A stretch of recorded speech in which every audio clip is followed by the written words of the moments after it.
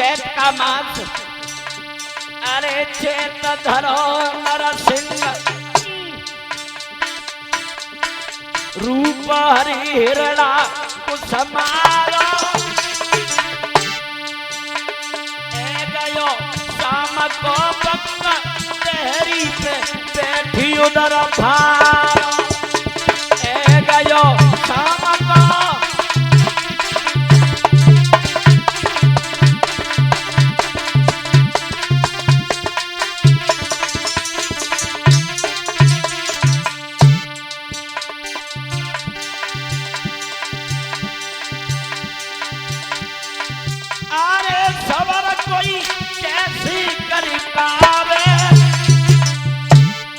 परीक्षित महाराज नरसिंह भगवान हिरण्याकश्यप ने एक वरदान और मांगा था। ये कहा था नाम जिंदा से मत और मेरे शरीर में कोई अस्त्र शस्त्र ना चुभे। तो नरसिंह भगवान के हाथ में क्या है? लंबे लंबे नाखून, और नाखून परीक्षित जी बुजुर्गों ना ही तो जिंदा होते हैं और ना ही मुर्दा होते हैं। अच्छा ये सिद्ध कैसे करोगे? तो बताएं। नाखून अगर जिंदा होते तो काटते समय इनमें दर्द होता कि नहीं होता? दर्द होता है। जब नाखून काटते तो दर्द नहीं होता। और अगर ये मुर्दा होते तो भैया फिर बढ़ते काहे को? फिर ये बढ़ते काहे को? तो ये न जिंदा है और ना ही मुर्दा है। भगवान अपने गरम गरम नाखूनों से उसके पेट को विदीर्ण करने लगे। हिरण्याकश्यप का पुत्र प्रहलाद वहीं खड़ा था। प्रहलाद को पिता का मोह सताने लगा। प्रहलाद कहने लगा, प्रभु मेरे पिता का आपने बहुत बुरा हाल किया। बताया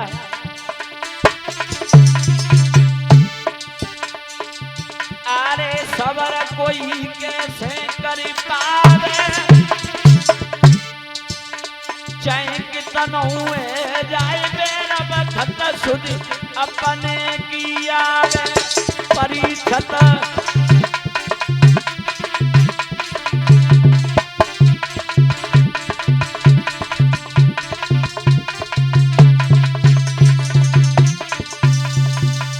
भगवान नरसिंह भगवान ने उस हिरण्याक्ष का वध किया है। उसके बाद प्रहलाद को राजा बनाने के बाद उनके नाखूनों में अग्नि निकल रही थी। क्या निकल रही थी? अग्नि। वो गरम गरम नाखून नरसिंह भगवान ने गूलर के पेड़ में ठांस दिए। कहां ठांस दिए? गूलर के पेड़ में। गूलर के पेड़ में गूलर के दूध से उनके नाखूनों की गर्मी शांत हुई। तो उस गूलर के वृक्ष को ये वरदान दिया है कि कोई भी पुण्य करके तेरे नीचे से निकलेगा तो उसका आधा पुण्य तुझे मिल जाएगा।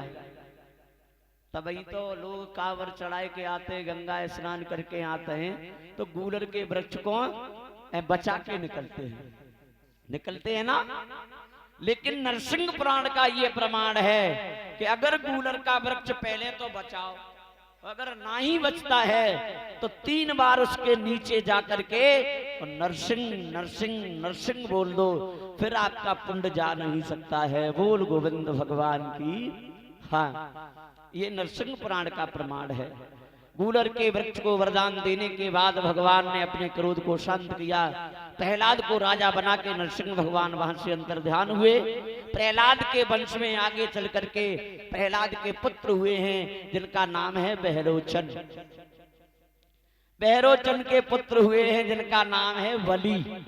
क्या नाम है? बलि। बलि बहुत धर्मात्मा राजा है। राक्षस जरूर है लेकिन बहुत धर्मात्मा है। राजा बलि ये अपने पिता की बलि लेने के बाद प्रकट हुए। हाँ, कुछ विद्वानों का कहना है कि ये पिता के ही गर्भ में, उनके ही गर्भ से पैदा हुए थे।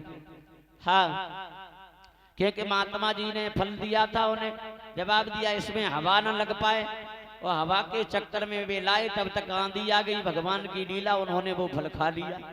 हाँ, तो जब संतान हुई तो बताते हैं कि बलि उनके इंद्र ने आकर के बहलोचन की दाहिनी कोख को फाड़ा, जिसके द्वारा बलि का जन्म हुआ। कुछ विद्वानों का मत है, ये कुछ विद्वान कहते हैं इस बात को। राजा बलि बहलोचन के पुत्र हुए, वो प्रहलाद के नाती, बहुत धर्मात्मा राजा हैं। तो राजा बलि ने कहा है गुरुदेव, राक्षसों के गुरु कौन है? शुक्राचार्य जी। शुक्राचार्य जी से हाथ जोड़ के कहा गुरुजी, कभी इंद्रासन का अधिकारी देवताओं का राजा इंद्र होता है तो कभी मेरे पास आ जाता है। अब गुरुजी ये बात अच्छी ना है, अब तो ऐसा उपाय बताओ जो कि इंद्रासन हमारे ही पास रहे। बोल गोविंद भगवान की। तो बताया है कि बलि अब तुझे एक काम करना होगा। बोले गुरुजी सो तुम एक ना दो बताओ, बेऊ कर देंगे, लेकिन ऐसा काम बताओ जो कि इंद्रासन हमारा होके रह जाए। बोले तो तुम्हें यज्ञ करने होंगे 100। बोले 100 की बात करते हो, हम 2 ऐसे कर देंगे। हाँ। राजा बलि से कहा तुम्हें 100 यज्ञ करने होंगे, और 100 यज्ञ अगर तुम्हारे पूर्ण हो गए तो इंद्रासन का अधिकारी तू हमेशा हमेशा के लिए हो जाएगा। देवताओं में देवासुर संग्राम हुआ, जिसमें महात्मा दधीच की बिना की हड्डी के बने हुए धनुष, दधीच की हड्डियों के बने हुए धनुष देवताओं ने प्रयोग किए तो राक्षसों को हरा दिया, और इंद्रासन का अधिकार देवताओं ने ले लिया। और ये देवता ना है, ये हमेशा अपस्वार्थी रहे, इनकी जिंदगी अपस्वार्थ में कटी है, ये अपने ही के लिए मरे। महाराज दधीच के पास में जाकर के कहा है गुरुजी आप अपनी हड्डियां दे दो। कोई ऐसा होएगा जो अपना शरीर ही दे देगा? महात्मा भी परस्वार्थी होते हैं, इसीलिए तो कहा है कि संत बड़े परमार्थी शीतल इनके अंग, और तपन बुझावे और की सुदे दे अपनो संग। हाँ, लेकिन देवता ये मतलब ही रहे हैं, और महाराज अब तो दुनिया ही मतलब ही है। परीक्षित जी एक कवि कहता है कि मतलब के बिना और कोई ना किसी को है प्यारा, मतलब के बिना।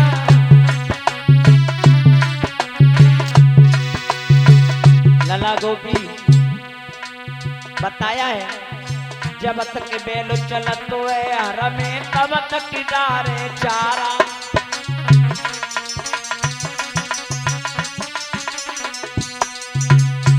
मतलब द्रव्य हो तब दो कसाईन जगी कर तब चलो आरा रे। मतलब के बिना कोई ना किसी को है प्यारा।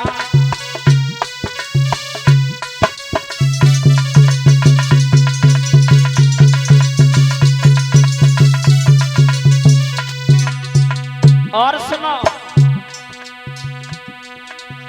बहु सास से कहे डुकरिया दे रही जवाब करारा।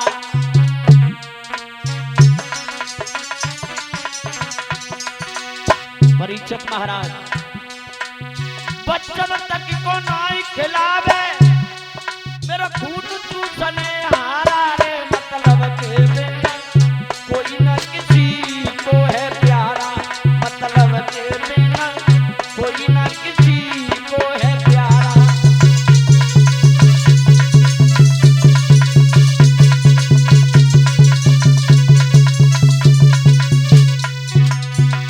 और एक और बात सुनो लला गोपी, अरे चेला बन के ज्ञान सीख ले भेद भाव में सारा।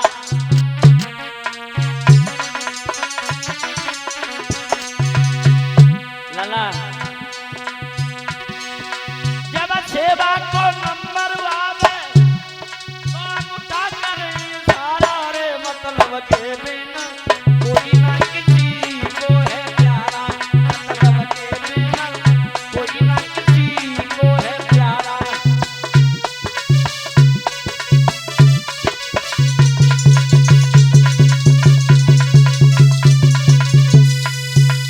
देवताओं ने अपने मतलब से दधीच मुनि से कहा कि अपनी हड्डियां मुझे दे दो। कामधेनु गाय के द्वारा दधीच मुनि ने अपने शरीर के मांस को चटवाया। जो हड्डियां हैं उन हड्डियों से वज्र बना है। इंद्र को जो वज्र मिला है वो हड्डी का बना हुआ था दधीच। और धनुष भी बने उनकी हड्डियों के हथियारों के द्वारा महाराज राक्षसों पे विजय प्राप्त की है देवताओं ने। अब राक्षसों के हाथ में इंद्रासन नहीं है, तो अब बलि यज्ञ करने में जुटा है महाराज। बारी बारी से 1 2 3 4 5 ऐसे धीरे धीरे बलि ने 99 यज्ञ पूर्ण कर लिए। और जब 99 यज्ञ पूर्ण हुए तब तो देवताओं की माता अदिति रोने लगी।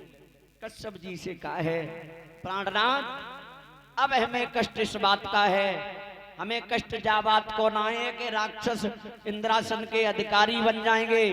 कष्ट तो इस बात का है कि हमारे पुत्रों का राज्य सदैव के लिए जा रहा है, हमेशा हमेशा के लिए जा रहा है।